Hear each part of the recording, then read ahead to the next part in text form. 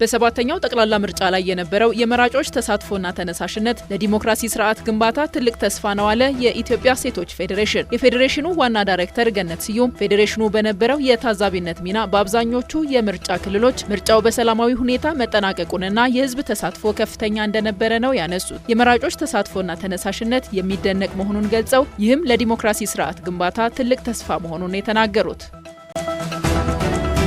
ሰባተኛው ጠቅላላ ምርጫ የኢትዮጵያውያን ዲሞክራሲያዊ ባህል መዳበር በከፍተኛ ደረጃ የታየበትና ለአፍሪካ ሀገራት ጭምር አርአያ የሚሆን ነው አሉ ምሁራን። የአርባ ምንጭ ዩኒቨርሲቲ ምሁራን እንዳሉት በሰባተኛው ጠቅላላ ምርጫ ሂደት የኢትዮጵያ ህዝብ ያሳየው ታማኝነትና ቁርጠኝነት የተሞላበት ሂደት ለታዳጊ ሀገራት ትልቅ ትምህርት የሚሰጥ ነው ብለዋል። ከምዝገባ ሂደቱ ጀምሮ የነበሩት አሰራሮች ቀደም ሲል ይነሱ የነበሩ ጥርጣሬዎችን ያጠፉ፣ የተረጋጉና ታማኝነት የተሞላባቸው እንደነበሩ እወቁ ብለዋል።